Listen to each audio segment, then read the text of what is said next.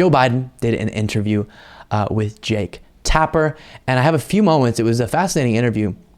The first is he actually got asked by Jake Tapper about his son Hunter Biden and the recent news that federal investigators believe they have enough evidence to charge Hunter Biden on tax crimes and then not properly registering or illegally having a particular firearm. So to be clear, for all of the people on the right who are obsessed with Hunter Biden, this is not related to the fantastical stories we've heard about Joe Biden being the most corrupt person in American history. This has to do with Hunter Biden's mess ups on his own as an independent person.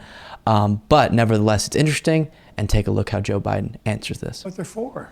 Our reporting, CNN's reporting, and the Washington Post reporting suggests that prosecutors think they have enough to charge your son Hunter for tax crimes and a false statement about a gun purchase. Personally and politically, how do you react to that? Well, first of all, I'm proud of my son. This is a kid who got, not a kid, he's a grown man.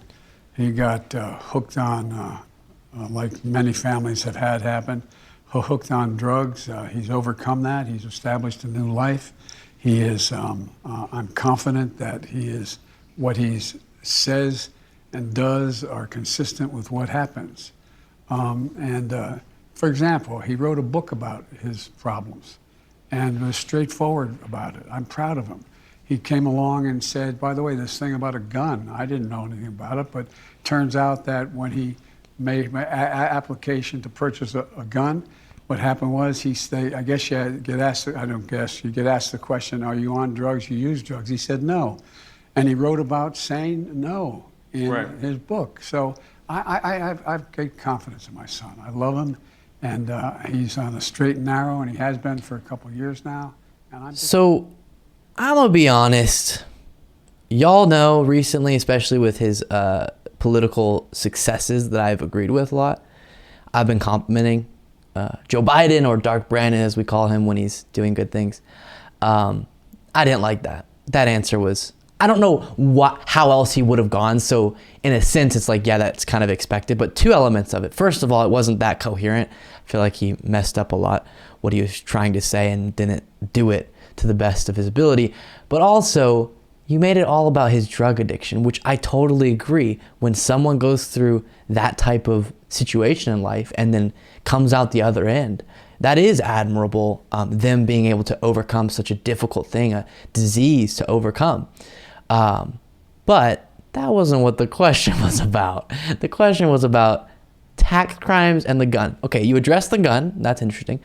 The tax crimes, again, of course, what is he going to necessarily say? Yeah, that happened, whatever. But that was a little bit of a juke.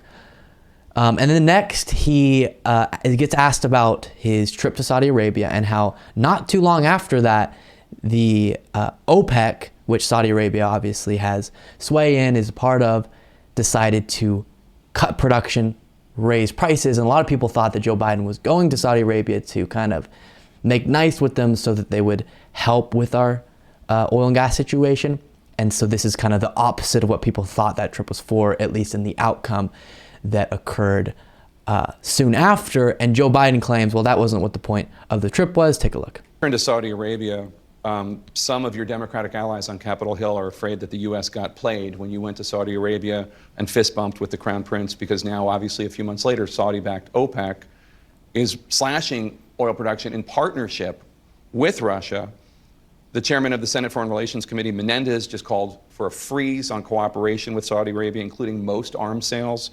Senator Durbin, the number 2 Democrat in the Senate, says the Saudis sided with Russia against the United States.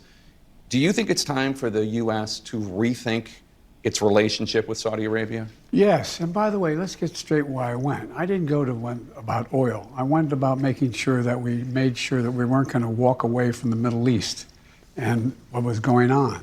And by the way, today I just got off the telephone with the president I got off the phone with the Prime Minister of Israel and the President of Lebanon.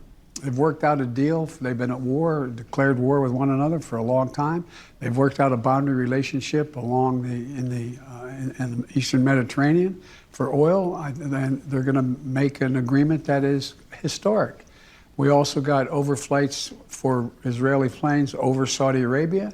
We got movement in terms of how we would deal in the Middle East with aggression from Iran.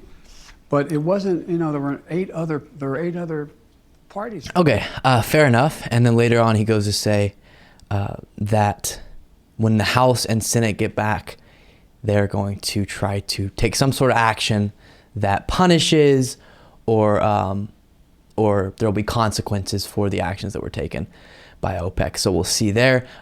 And I think that explanation makes sense. Listen, the trip, I don't know if it's true or not, but was about these other things that are going on that are significant as well. And that would be justification for a trip like that. So I think that one works. And then he gets asked about his age. He is about to turn 80. I think November 20th, I looked it up to see when that's happening, is his birthday. And so he'll turn 80, which is the first president in United States history to be 80 in office. And obviously he is the oldest president to serve. And so he gets asked about that, gets asked about kind of how does that affect you mentally. And then we'll see him later say he thinks he can beat Donald Trump if he were to run again. You're about to turn 80 next month. Happy birthday ahead of time. Whenever anyone raises concerns about your age, you're the oldest president in the history. For some reason, that reminded me of, my little sisters, who I think of, who like plans out their birthday really far in advance. Why are we happy birthdaying him a month in advance? Come on, calm down. It's not your birthday until like 2 days before. Then you can start saying happy early birthday. History of the United States, you always say, watch me. Voters have been watching you. Democratic voters approve of the job you're doing. Democratic voters overwhelmingly like you. But one poll shows that almost 2/3 of Democratic voters want a new nominee in 2024. And the top reason they gave was your age. So what's your message to Democrats who like you, who like what you've done, but are concerned about your age and the demands of the job? Well, they're concerned about whether or not I can get anything done. Look what I've gotten done. Name me a president in recent history that's gotten as much done as I have in the first 2 years. Not a joke. You may not like what I got done, but the vast majority of the American people do like what I got done. And so it's a matter of, can you do the job? And I believe I can do the job. I've been able to do the job. I've gotten more done. I got the Inflation Reduction. I got all these pieces of legislation passed. And I ran on that. I said this is what I was going to do. And I'm still getting it done. We've got, dealing with, making sure the veterans get compensated for the burn pits. The burn pits, making sure that we're in a situation where we finally have action on guns. And by the way, I'm going to get an assault weapons ban.